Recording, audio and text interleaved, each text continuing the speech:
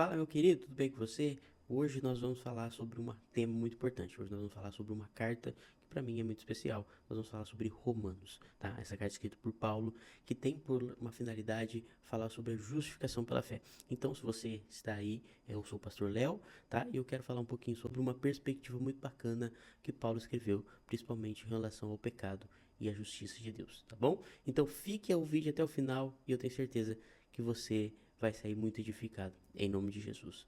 Bora pro vídeo, pessoal. Na carta dos Romanos, de forma bem resumida, nós vamos falar aqui, porque o nosso foco vai ser o capítulo 3, o capítulo 5, o capítulo... Vamos passar um pouco pelo capítulo 7 e nós vamos chegar daí no capítulo 8, tá? Que vai ser onde nós vamos desenvolver um pouco melhor, tá? Mas entre o capítulo 1 e até chegar ao capítulo 3, Paulo vai explicar a respeito da universalidade do pecado. Paulo está querendo dizer na sua carta que não importa se você é judeu, se você é gentil, se você é grego, o que importa na verdade é que todos estão debaixo da mesma lei. Mesmo que aqueles que estão sem lei, todos estão numa universalidade, quer dizer, todos pecaram. Todos estão distantes de Deus, todos são inimigos de Deus. E a presença da lei não significa que a pessoa seria salvo somente por causa disso. Muito pelo contrário, que Paulo está começando a desenvolver para mostrar que a lei não salva e que nós carecemos da misericórdia e da graça de Deus, porque a fé vai ser desenvolvida nos capítulos posteriores como um único meio de salvação, a nossa fé em Jesus Cristo. Quando nós chegamos no capítulo 3 de Romanos, Paulo fecha o cerco. Ele dá uma declaração incrível, quando ele diz: não há um justo sequer. Paulo está dizendo que não importa se você é grego, se você é judeu, não importa se você é um gentil. Todos, independente da raça, etnia que você nasceu, todos nós, quando ele afirma depois, posteriormente, no versículo 23, todos pecaram e destituídos estão da glória de Deus. Todo ser humano carece da glória de Deus. Nós precisamos de Deus, nós precisamos da sua misericórdia. O que Paulo está demonstrando no capítulos 1, 2 e 3 é essa universalidade de pecado. Ele argumenta que todo ser humano pecou, todos nós estamos destituídos e estamos feitos inimigos de Deus. Essa é a ideia que Paulo vem construindo nesses 3 primeiros capítulos, tá? E quando nós chegamos no capítulo 3, é que Paulo vai falar então que todos nós agora somos destituídos da glória de Deus e não há sequer um justo, é que nós encontramos então que Paulo começa a apresentar para nós a solução dos nossos pecados. Quando no versículo 21 ele fala: agora sem lei se manifestou a justiça de Deus. Então, após o versículo 23, Paulo escreve assim: justificados gratuitamente pela graça de Deus, através da redenção que está em Cristo Jesus. Paulo começa então a fazer uma dualidade muito bacana a partir de agora. Ele apresenta o pecado, ele apresenta a situação que a humanidade está afastada de Deus, inimiga de Deus, destituída da presença de Deus, carecendo da glória de Deus, e mas agora ao mesmo tempo ele começa a apresentar a solução. Paulo começa a apresentar o Cristo, o Filho de Deus, o nosso Salvador. Quando nós chegamos no capítulo 4, nós vamos ter o exemplo que Paulo vai dar, principalmente de Abraão. Ele vai mostrar que mesmo antes da lei, porque a lei foi dada em Moisés, Abraão, que veio antes de Moisés, ele vai dizer: Abraão creu, e por ter crido, foi para ele imputado por justiça. Paulo começa a argumentar agora que antes da lei existir, até mesmo antes da lei existir, a fé já era o único meio em que o homem poderia alcançar a salvação que viria em Cristo Jesus. Ora, a gente tem outros textos também nas Escrituras, fora da carta aos Romanos. Por exemplo, nas cartas aos Hebreus, nós vamos ver que sem fé é impossível agradar a Deus. No próprio capítulo 11, o grande capítulo do rol da fé, a gente vai ver também lá muito bem explicado que a fé foi o meio pelo qual os homens creram. Assim como Abraão creu, ele desenvolveu as suas obras. Assim como Moisés, o texto de Hebreus 11, não é tema para esse assunto, vai mostrar que a fé daqueles homens fizeram com que as obras deles produzidas, Deus trabalhou por meio da fé que aqueles homens tinham.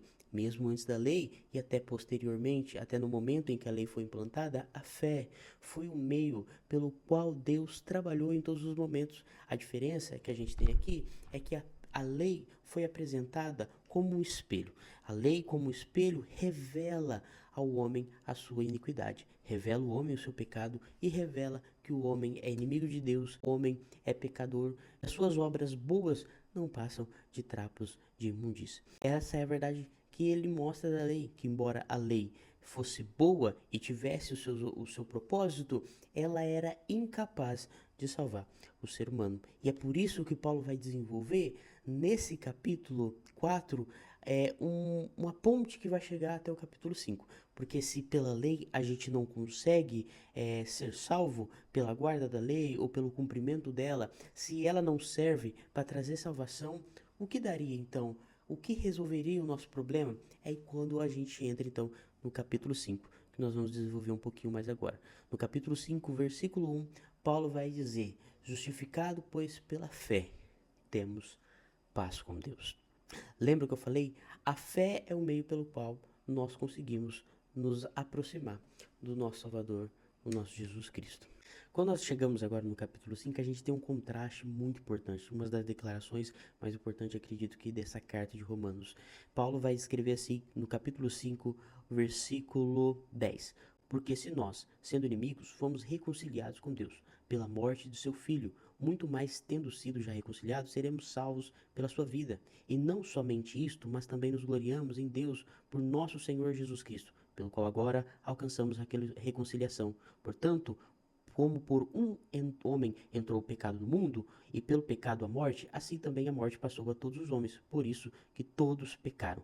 Porque até a lei estava o pecado no mundo, mas o pecado não é imputado não havendo lei. No entanto, a morte reinou desde Adão até Moisés, até sobre aquele que não tinha pecado, a semelhança da transgressão de Adão, o qual é a figura daquele que havia de vir. Mas não é assim o dom gratuito como a ofensa, porque se pela ofensa de um morreram muitos, muito mais a graça de Deus e o dom pela graça, que é de um só homem, Jesus Cristo, abundou sobre muitos. E não foi assim o dom como a ofensa, por um só que pecou, porque o juízo veio de uma só ofensa, na verdade, para a condenação, mas o dom gratuito veio de muitas ofensas para a justificação, porque pela ofensa de um só a morte reinou, por esse muito mais os que recebem a abundância da graça e o dom da justiça reinarão em vida por um só, Jesus Cristo. Quando a gente chega então no capítulo Quando a gente chega no capítulo 5, ele faz essa declaração e essa declaração traz um contraste muito grande. Ele diz: se por um homem entrou o pecado no mundo e todos os outros homens nasceram em pecado, ele fala por um outro homem, né? A gente chama de segundo Adão, por um outro homem, Jesus Cristo, entrou a justiça de Deus, entrou a graça de Deus, entrou a misericórdia de Deus. Se por um homem entrou a ofensa e todos foram feitos pecadores, todos nasceram nessa condição de não haver um justo sequer, de todos todos pecaram, estão destruídos da glória de Deus, também por um homem entrou a justiça de Deus para pagar todas essas ofensas, para resolver todo esse problema que existia na humanidade. Para finalizar o capítulo 5 de Romanos, porque, como pela desobediência de um só homem, muitos foram feitos pecadores. Assim, pela obediência de um, muitos serão feitos justos. Essa é a dualidade que Paulo está ensinando no capítulo 5 de Romanos, tá? Mas isso não para aqui. Então nós chegamos no capítulo 6. De uma forma bem resumida, Paulo vai falar então agora sobre estando salvos pela graça. Ele faz já no começo do capítulo uma pergunta que normalmente muitas pessoas fazem por aí. Olha só a pergunta dele. Que diremos, pois? Permanecemos no pecado para que a graça abunde, né? Ele fala: de modo nenhum. Nós, que estamos mortos para o pecado, como viveremos ainda nele? Ou não sabeis que todos quanto fomos batizados em Jesus Cristo, fomos batizados em sua morte? De sorte que só fomos sepultados com ele pelo batismo da morte, para que como Cristo foi ressuscitado entre os mortos, pela glória do Pai, assim andemos nós também em novidade de vida. Aquela pergunta clássica, quando nós falamos sobre salvação pela graça e mediante a fé e não pelas obras, é a pergunta que sempre vem. Então eu posso continuar pecando? Ou como o capítulo anterior fala aqui, onde abundou o pecado, superabundou a graça, então eu tenho que pecar mais para que abunde mais a graça? A resposta de Paulo é: de forma alguma. Não é esse o pensamento que nós devemos ter, até porque esse capítulo 6 vai ensinar que nós estávamos escravos do pecado, mas agora somos servos da justiça de Deus. Então não vivemos segundo os pecados, mas vivemos segundo a graça de Deus, a sua verdade e os ensinos que Jesus Cristo nos deixou. Então nós chegamos no capítulo 7. O capítulo 7, Paulo vai trazer uma explicação com uma ilustração de um casamento. Ele vai dizer que enquanto o marido vive, a mulher ela não pode se casar com outro marido. Mas quando esse marido, então, ele vem a falecer, então ela está livre para se casar com outro marido. Essa comparação que Paulo faz do capítulo 7 sobre um casamento, ele está falando sobre a aliança, a antiga aliança com a humanidade. A antiga aliança que foi feita com Israel, mas a abrangência era geral, até porque todos pecaram e todos foram destituídos da glória de Deus. O homem tinha um elo com a antiga aliança. Ele ensina que a lei é esse antigo marido, mas agora, com a morte de Cristo, ele rompe esse vínculo. Agora pertencemos a outro marido, é o que Paulo está dizendo. Pertencemos a Cristo Jesus. Agora não estamos mais debaixo da condenação da antiga aliança, não estamos mais debaixo da condenação da lei, mas agora estamos debaixo da graça de Deus, servindo ao nosso Senhor, Salvador Jesus. Dado esse ensinamento, o capítulo 7 de Romanos, Paulo vai falar então sobre essa vida cristã. E ele vai dizer que essa vida não é fácil. Pelo contrário, ele inclusive diz que o bem que ele quer fazer ele não faz, mas o mal ele acaba fazendo. Essa é a dificuldade da vida cristã.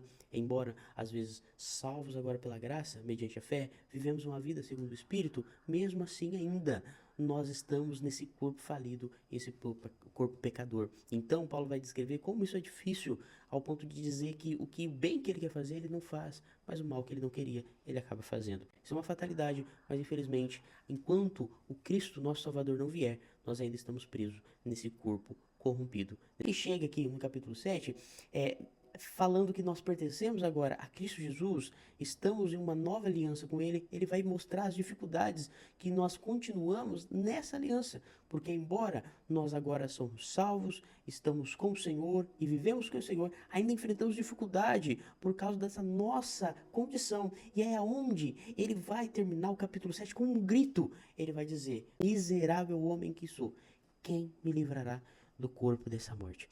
Então, o drama de Paulo no capítulo 7, em dizer que agora não estamos mais vinculados à antiga aliança, à lei que nos condenava, estamos ligados a Cristo Jesus, mas mesmo assim temos dificuldade. E aí é quando ele diz: miserável homem quem sou, quem poderá me livrar do corpo dessa morte? Então nós chegamos em Romanos capítulo 8, versículo 1, quando ele diz: portanto, agora, nenhuma condenação há para aqueles que estão em Cristo Jesus.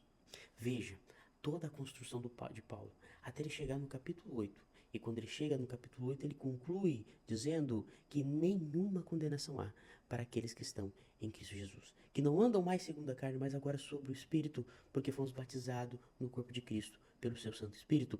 Agora não vivemos mais como vivíamos antes, mas agora vivemos segundo a vontade de Deus, segundo o Espírito Santo que nos conduz a uma nova vida em santidade, caminhando segundo a vontade de Deus. Chegamos no capítulo 8 e ouvindo Paulo dizer que o pecado que nos separava de Deus, que o mal que existia em nós, que nos fazia inimigo de Deus, que nos afastava de Deus, que nos fazia ser inimigos de Deus, esse foi resolvido na cruz do Calvário pelo sacrifício de Jesus Cristo. Quando nós chegamos em Romanos 8, Paulo conclui dizendo, todo o raciocínio, Paulo conclui dizendo: nenhuma condenação há para aqueles que estão em Cristo Jesus.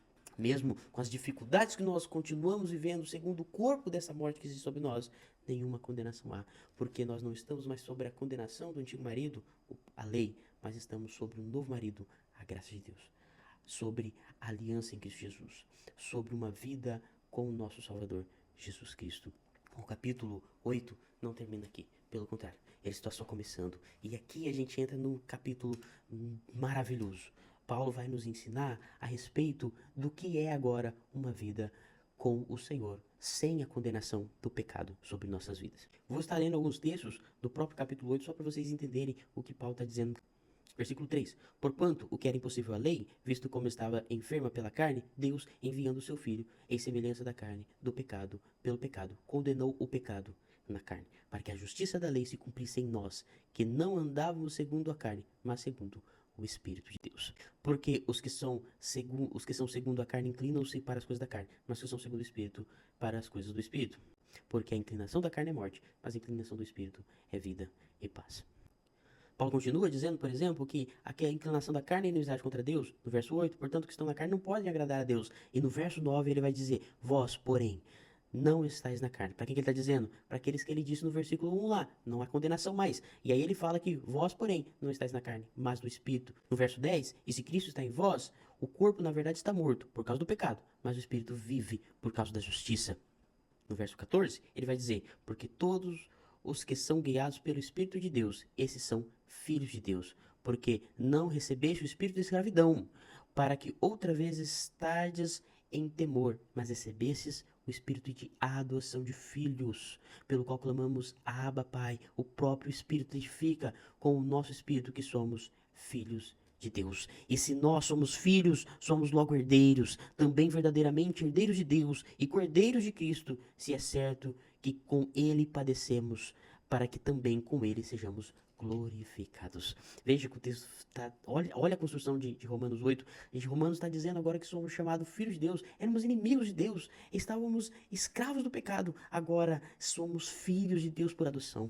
Olha a afirmação de Paulo no verso 18. Porque para mim tem por certo que as aflições de tempo presente não são para comparar com a glória que em nós há de ser revelada. Ele está dizendo, o que nós vivemos aqui, as aflições, angustiadoras, esses sofrimentos, não é nada, não se compara à glória que há de ser revelada. Porque a ardente expectação da criatura espera a manifestação dos filhos de Deus, porque a criação ficou sujeita à vaidade, não por sua vontade, mas por causa do que a sujeitou, que é o pecado. Porque sabemos que toda a criação geme e está juntamente com dores de parto até agora, o homem em condições de pecado, é o que ele está falando. E não só ela, mas nós mesmos, está falando de nós agora, aqueles que foram salvos e que a condenação não está sobre nós, mas nós mesmos, que temos as primícias do Espírito, também gememos em nós mesmos, esperando a adoção, a saber, a redenção do nosso corpo. Porque lembra que eu falei no 7, nós ainda estamos presos desse corpo pecaminoso, mas nós gememos porque esperamos a saber a redenção desse corpo, em termos de um corpo glorificado, em termos de um corpo incorruptível, porque em esperança fomos salvos, em esperança fomos salvos. Ora, a esperança que se vê não é esperança, porque o que alguém vê, como também o espera, mas se esperamos o que não vemos, com paciência o esperamos. Verso 28, e sabemos que todas as coisas contribuem juntamente para o bem daqueles que amam a Deus, daqueles que são chamados segundo o seu propósito. Porque o que dantes conheceu, também os predestinou, para serem conforme a imagem do seu Filho, a fim de que ele seja o primogênito entre muitos. E aos que predestinou, a esses também chamou. E aos que chamou, a esses também justificou. E aos que justificou, a esses também glorificou. É interessante que o versículo 30, ele cria uma sequência de eventos que não tem interrupção. Ele fala, aquele que ele predestinou, a este também chamou. E ao que chamou, este também justificou. E ao que justificou, a este também glorificou. Se você recebeu o chamado de Deus, se você criou no Evangelho e foi justificado, pode ter certeza que Ele que justificou também te glorificará naquele grande dia. Quem diremos, pois, essas coisas? Se Deus é por nós, quem será contra nós? Aquele que nem mesmo seu próprio filho poupou, antes se entregou por todos nós, como nós não dara também com ele todas as coisas? Quem intentará acusações contra os escolhidos de Deus? É Deus quem os justifica. Quem é que condenará? Pois é Cristo quem morreu, ou antes, quem ressuscitou dentre os mortos, o qual está à direita de Deus e que também intercede por nós. Olha a pergunta. Versículo 35. Quem nos separará do amor de Cristo? A tribulação, a angústia, ou a perseguição, ou a fome, ou a nudez, ou o perigo, ou a espada? Como está escrito, por amor de ti somos entregues à morte todos os dias, somos reputados como ovelha para matadouro, mas em todas essas coisas somos mais que vencedores por aquele que nos amou. Porque estou certo de que nem a morte, nem a vida, nem os anjos, nem o principado, nem as potestades, nem o presente, nem o porvir, nem a altura, nem a profundidade, nem alguma outra criatura nos poderá separar do amor de Deus que está em Cristo Jesus, nosso Senhor.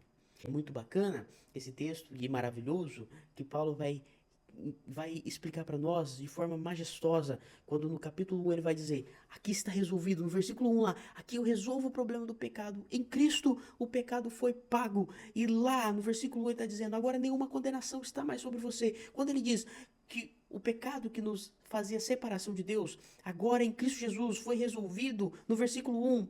Depois disso, nós somos chamados filhos de Deus. As aflições, a angústia que está aqui não se compara à glória que nos é reservada. Ele vai dizer que aquele que ele predestinou, a este ele também chamou, e ao que chamou, ele também justificou, e ao que justificou, ele também glorificou. Ele está dizendo, aí ele vai perguntar, quem poderá nos separar do amor de Deus? Quem poderá levantar acusações contra nós? É isso que ele pergunta, quem poderá parar? Quem poderá nos separar? Porque se o pecado, que era a única coisa que nos afastava de Deus, agora, resolvido o problema do pecado, Paulo está escrevendo, nenhuma condenação há, e nada poderá nos separar do amor de Deus. Nem a vida, nem a morte, nem os principados, a potestade, nem o presente, nem o porvir, nem qualquer outra criatura nesse mundo. Nada poderá nos separar do amor de Deus que está em Cristo Jesus, nosso Senhor. Esse texto, Romanos 8, é maravilhoso. Para dizer para nós que Cristo é suficiente para salvar a minha e a sua vida. E a obra que ele começou, ele com certeza vai terminar. Eu vim dizer para você, de forma bem simples e resumida, para dizer para você que existe em nós um problema, que é o pecado. Mas Cristo se fez pecado para receber nele a condenação que havia de ser derramada sobre mim, sobre você. E isso é o Evangelho de Jesus Cristo. Essa é a graça de Deus. Esse é o favor que nós não merecíamos. Essa é a manifestação da revelação perfeita de Deus, a saber, Jesus Cristo, o Filho de Deus, pelo qual ele entregou pelos nossos pecados, para pagar a dívida que existia sobre nós, para encerrar a cédula de dívida que existia sobre nós. É o que Cristo fez na cruz do Calvário. Em Romanos 8 vai nos dizer que ainda que nós ainda continuamos presos nesse corpo mortal, ainda que nós hoje estamos presos nesse corpo corrompido, nós gememos pela expectação da revelação da glória de Deus, para termos os nossos corpos glorificados, para nos encontrar com o nosso Senhor e vivermos com Ele a eternidade. A saber, Romanos vai dizer que ainda que nós estamos nessa situação, o Cristo, Filho de Deus, retirou de nós toda a condenação. Ele pagou o preço dos nossos pecados e pela fé que nós temos nele, recebemos essa graça maravilhosa e essa salvação. É por meio do Filho de Deus, o Cristo Jesus, nosso Senhor, que hoje somos amigos de Deus, que hoje somos chamados filhos de Deus, somos adotados pelo Senhor Jesus Cristo. É isso que o Evangelho nos ensina e melhor ainda, ele nos mostra que nada nesse mundo pode nos separar do amor de Deus que está em Cristo Jesus. Ele nos mostra a segurança da salvação que não está em nós, mas na pessoa do seu Filho Jesus Cristo. Ele nos mostra que todo o trabalho salvífico é realizado por Cristo Jesus, que aquele que começou a obra há de terminar, que aquele que predestinou também chamou, também justificou e também glorificou. Se você está justificado, tenha certeza, você será glorificado quando Cristo Jesus vier para buscar a sua igreja. Deus te abençoe e que você venha continuar a sua caminhada crendo que você é salvo em Cristo Jesus, que você é uma nova criatura e que a verdade do Evangelho brilhou sobre a sua vida e que você é salvo e continuará sendo salvo até a vinda do Cristo, Filho de Deus. Deus te abençoe, meu irmão. Um abraço e até